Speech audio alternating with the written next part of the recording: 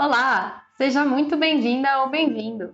Eu sou a Paula, instrutora da Labenu, e eu estou muito feliz que você está aqui acompanhando o nosso curso de Lógica de Programação. Nessa 7ª aula, vamos mudar um pouco de assunto e veremos as estruturas condicionais. E aí, bora lá? Quem nunca teve que tomar uma decisão na vida? Olhar o tempo para ver se veste calça ou shorts, verificar o tamanho da sua fome para ver se come um hamburgão ou uma saladinha, dar uma olhada nos seus compromissos para decidir levantar ou dormir mais 5 minutinhos. Realizar uma ação a partir de uma condição faz parte da nossa vida. E no código não é diferente. Para isso servem as estruturas condicionais. Hoje nós vamos ver alguns tipos: a condicional simples, a condicional composta, a condicional aninhada e o escolha caso. Primeiramente, vamos retomar uma ferramenta que eu comentei lá na aula 2, os fluxogramas. Eles são bastante úteis para visualizarmos cada passo do nosso algoritmo. Um passo será representado por um retângulo. E quando tivermos uma tomada de decisão, vamos utilizar um losango. Para exemplificar, vamos pensar em uma aluna que recebe essa nota final. Se a nota dela for maior ou igual a 5, queremos dizer que ela foi aprovada. Vamos montar um fluxograma para esse caso. Primeiro, queremos saber qual foi a nota da aluna. Depois, vamos verificar. Essa nota foi maior ou igual a 5? Se sim, dizemos que ela foi aprovada. E no código, como ficaria? Nós vamos usar aqui os comandos se e então. Fica assim, ó. Como sempre, a gente começa colocando os comandos de início e de fim e também as variáveis. Aqui eu vou criar já uma variável chamada nota final. E nós vamos pedir para que a aluna digite essa nota final. Então, a nossa variável nota final recebe aquele comando escreva para pedir que o usuário digite alguma coisa. Qual foi a sua nota? E agora a gente vai criar a estrutura condicional. Então, se a nota final for maior ou igual a 5, e a gente sabe que essa comparação vai retornar um valor booleano, certo? Lembra-se da aula de comparadores. Então, e aqui a gente vai querer imprimir. Foi aprovada. Parabéns! E por fim, a gente coloca o comando fim-c.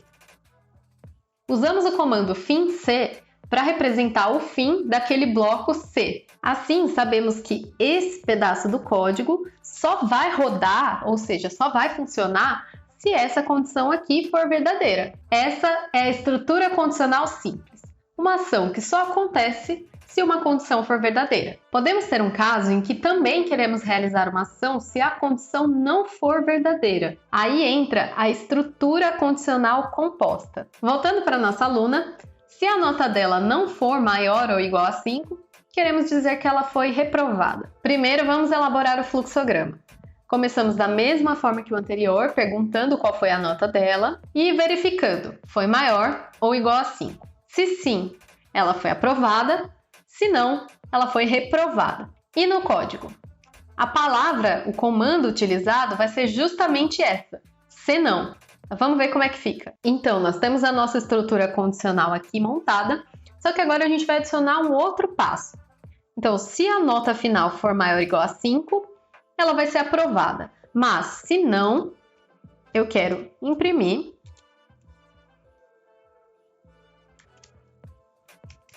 Reprovada. Ou seja, supondo que a aluna escreva que a nota dela foi 8. O nosso código ele vai chegar aqui nessa verificação. Como 8 é maior ou igual a 5, essa condição é verdadeira, esse resultado é um true, então o nosso código que está aqui dentro desse bloco é o código que vai ser executado. E o restante é ignorado. Agora, pensando no outro caso, em que a nossa aluna escreve que a nota final dela foi 4, quando o nosso código chega aqui nessa verificação, 4 não é maior ou igual a 5, ou seja, esse resultado dá um false. Então, esse trecho de código é ignorado e esse trecho aqui é executado, dizendo que ela foi reprovada. Uma coisa muito importante a se notar é esse espacinho que eu dou no começo da linha. Isso é o que chamamos de indentação. E é muito útil para a gente visualizar os blocos de código existentes. Tudo que está abaixo do C com esse espacinho é o que vai rodar se a condição for verdadeira. E tudo que está abaixo do se não, com esse espacinho, é o que vai rodar se a condição for falsa. Esse espacinho, a indentação, pode ser feito usando a tecla Tab no seu computador. Mas se você estiver escrevendo o código no papel, uma régua ou a própria largura do seu dedo podem te ajudar a medir esses espaçamentos.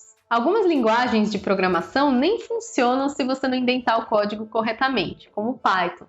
Mas mesmo que funcione, é muito importante você fazer a indentação do seu código para manter organizado. Agora pode ter um caso em que a gente tenha mais de duas opções, já que nem tudo na vida é aprovado ou reprovado, né? Poderíamos ter um caso em que, se a nota da aluna for maior ou igual a 3 e menor do que 5, ela está de recuperação. Vamos ver como fica o fluxograma nesse caso.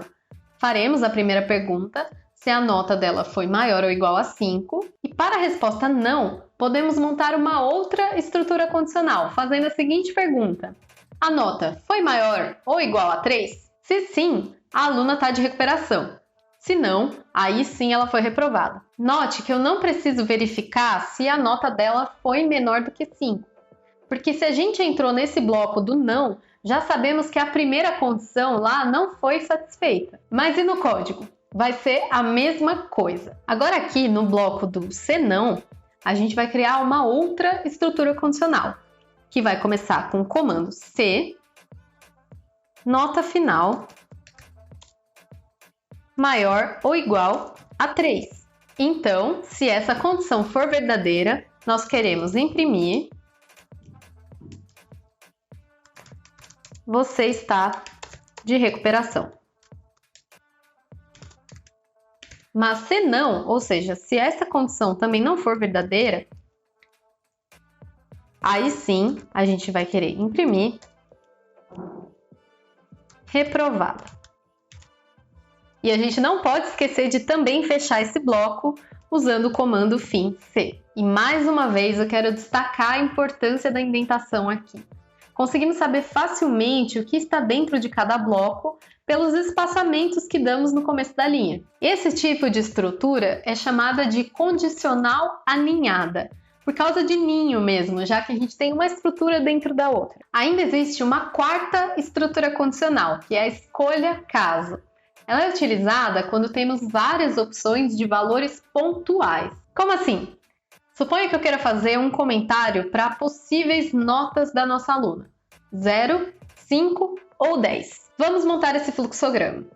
A gente começa da mesma forma, perguntando qual foi a nota da aluna, e depois, caso a nota seja exatamente 0, eu digo: estou aqui caso você precise de alguma ajuda. O outro caso é se for exatamente 5, e aí eu digo: essa foi por pouco, hein? Caso a nota seja exatamente 10, eu digo: mas que aluno exemplar! E ainda podemos ter o outro caso, que não é nenhuma dessas opções, em que eu vou dizer nada a declarar. Colocar esse caso é opcional, mas ele garante que alguma coisa vai acontecer se nenhuma das opções anteriores for verdadeira. Vamos ver o escolha caso no código?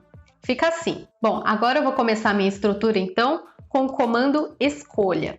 Em seguida, eu vou colocar a variável que vai ser utilizada para comparar com as minhas opções. Nesse caso, é a nota final. Agora eu vou elaborar todos os possíveis casos utilizando o comando caso, seguido pelo valor que eu quero testar. Então, caso 0, eu quero imprimir. Estou aqui caso precise de ajuda. E ele só ficou assim quebrado mesmo porque não coube tudo em uma linha só. Nosso próximo caso é se a nota dela for exatamente igual a 5. E aqui eu vou imprimir, essa foi por pouco. O nosso terceiro caso é se a nota dela for 10. E eu quero imprimir aluno exemplar. E como eu comentei com vocês, a gente ainda pode ter o outro caso, em que nenhuma dessas opções é a verdadeira. E eu vou imprimir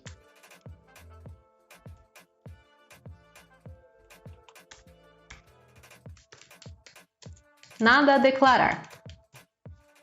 Para fechar esse bloco, a gente tem que usar o comando fim escolha.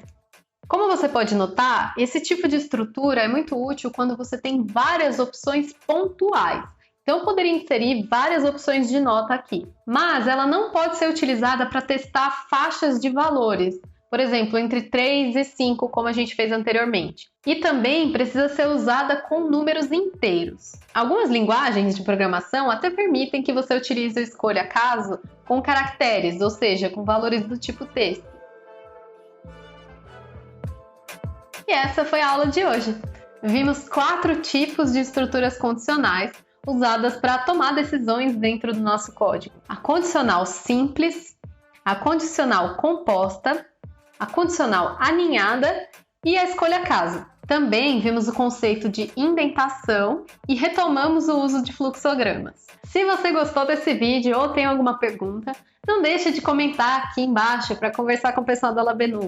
Também curte esse vídeo, se inscreve lá no canal para acompanhar todo o conteúdo de programação que a gente está produzindo. E se você não conhece a Labenu, deixa eu te contar. A gente oferece um curso bem focado em empregabilidade. Então, tudo que a gente te ensina é pensando no que vai ser mais útil para você conseguir um emprego nessa área. Se você quiser saber mais, é só entrar em labenu.com.br. Até a próxima aula!